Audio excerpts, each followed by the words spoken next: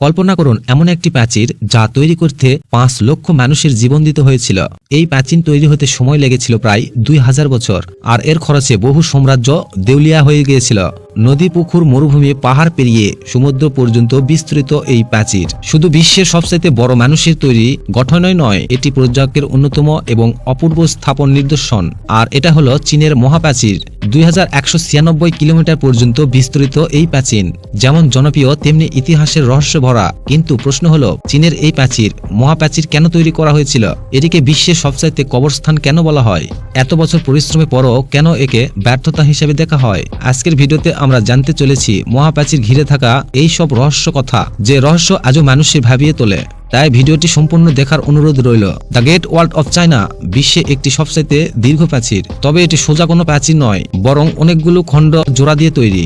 আজও এই প্রাচীরের অনেক অংশে একে অপরকে সমাবদ্ধ এবং বিভিন্ন দিকে বিস্তৃত।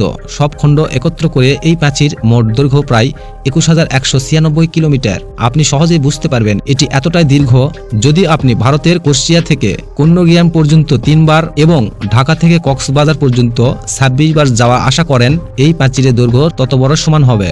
তবে আজকের দিন এই প্রাচীর বড় একটি অংশ নষ্ট হয়ে গিয়েছে।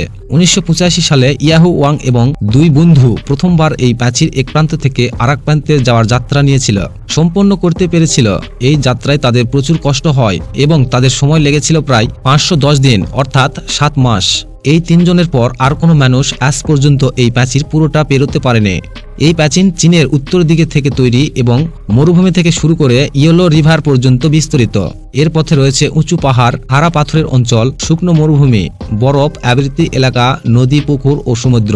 প্রাকৃতির নানা রকম দৃশ্যের মধ্যে দিয়ে এই প্রাচীর এমনভাবে এগিয়েছে, দূর থেকে দেখে মনে হয় যেন তা দুলছে। সম্ভবত এই কারণেই চীনের মানুষ একে বলে পাথরের ড্রাগন, যা বিদেশির আক্রমণ থেকে তাদের রক্ষা করে। চীনের বহু মানুষ বিশ্বাস করেন হাজার হাজার বছর আগে একটি ড্রাগন উড়ে এসে এই প্রাচীর পথে চিহ্নিত করে দিয়েছে এবং পরবর্তীতে কর্মকারা সেই ড্রাগনের চিহ্ন অনুসার করেই এই প্রাচীর তৈরি করে। আসলে চীন বিশ্বের অনুযায়ী ড্রাগন হচ্ছে শক্তি, সভ্যা এবং ঈশ্বরিক শক্তির প্রতীক, যা তাদের রক্ষা করে। যেমন জল জীবনদায়ী, প্রাজ্ঞান ও কল্যাণের প্রতীক, ঠিক তেমনি ড্রাগনকেও তারা কিছু গুণের বাহক হিসেবে ধরে নেয়। মহাপ্রাচীরকে এই বিশ্বের সঙ্গে জুড়ে দেখা হয়। এই প্রাচীর শুধু সুরক্ষেদের হাত থেকেই তাদেরকে রক্ষা করে না, বরং এটি ভালো শাসনের প্রতীক। ড্রাগনের সঙ্গে চীনের মহাপ্রাচীর সম্পর্ক নিয়ে অনেক কল্পকাহিনী রয়েছে।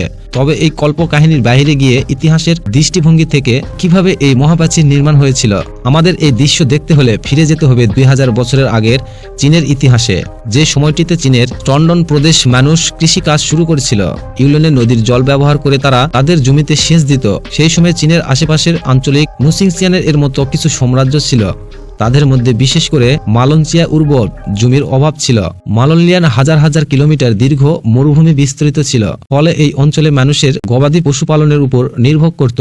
অন্যদিকে চীনের চিনচিয়াং প্রদেশের মানুষ ছিল সংগঠিত, আর মঙ্গলদের মধ্যে ছড়িয়ে থাকা বিভিন্ন প্রজাতি প্রশাংসিয়ানের প্রদেশে হানা দিয়ে লুটপাট চালাতো এবং ধনসম্পদ ছিনিয়ে নিত। এই সমস্যা থেকে রক্ষা পাওয়ার জন্য চীনের কিছু মানুষ তখন তাদের রাজা নির্বাচিত করে এবং সীমান্তকে নির্ধারণ করে দেয়, এবং সেই সীমান্ত ঘিরে উঁচু প্রাচীর তৈরি করার সিদ্ধান্ত নেওয়া হয়। সেই সময় সম্রাট ছিল কিনসিং হুয়াং। ২২৩ খ্রিস্টাব্দ পূর্বে এই মহাপ্রাচীর নির্মাণের কাজ শুরু করেন।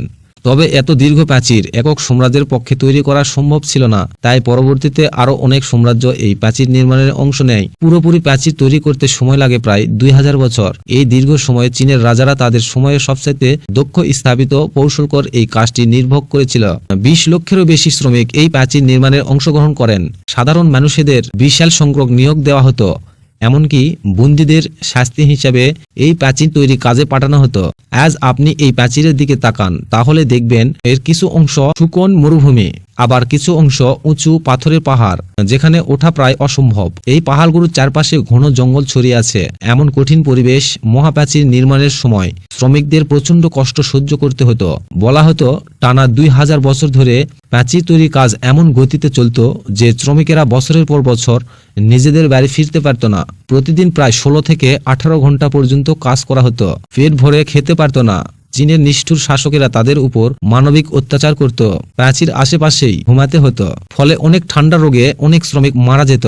কেউ কেউ না খেয়েও মারা যেত, আবার কেউ কেউ প্রাচীর বানাতে গিয়ে খাদের মধ্যে পড়ে যেত।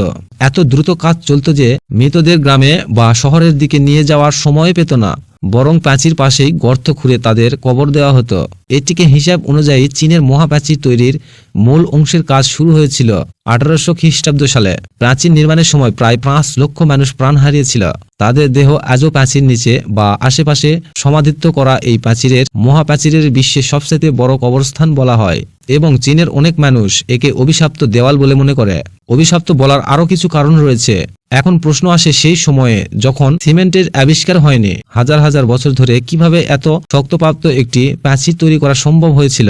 আসলে চীনের মহাপ্রাচীর তৈরি করতে ইটের ব্যবহার করা হয়, যে ইট মাটি দিয়ে তৈরি করা হতো এবং ঘন্টার পর ঘন্টা চুন্নিতে শুকিয়ে শক্ত করা হতো।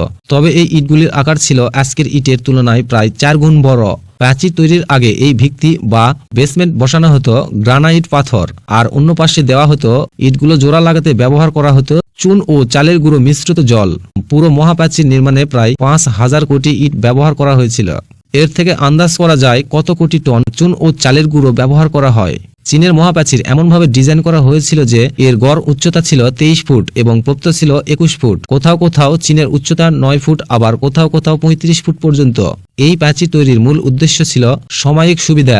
প্রাচীর দুই পাশে রেলিং দেওয়া হয়েছিল যাতে সেনারা পড়ে না যায়। প্রতি 100 মিটার পর্যন্ত একটু উঁচু করে ওয়াচ ওয়াটার তৈরি করা হয়েছিল, যেখানে সবসময় একজন সৈনিক নিয়োগ থাকত। তিনি শত্রু আসার খবর দিত আর রাতে আগুন জ্বালিয়ে সংকেত দিত। চীনা সরকার অনেক সুড়ঙ্গ আবিষ্কার করলেও আজও হাজার হাজার সুড়ঙ্গ রয়েছে যেগুলোর প্রবেশ পথ রয়েছে কিন্তু বাড়ানো পথ আপনি খুঁজে পাবেন না। এই সুড়ঙ্গগুলোর মধ্যে বহু গোপন তথ্য আজও লুকিয়ে রয়েছে এবং এর কারণ হলো এই প্রাচীর থাকার পরও মঙ্গল এবং অন্যান্য বিদেশি আক্রমণকারীর চীনে হামলা করতে সক্ষম হয়েছিল। 1644 সালে মাঞ্চু সাম্রাজ্যের সৈন্যরা এই প্রাচীর অতিক্রম করে এবং সেখানকার সরকারকে ইচ্ছুক দেয়, আর বিশ্ব শতক আজ পর্যন্ত টিকে রয়েছে।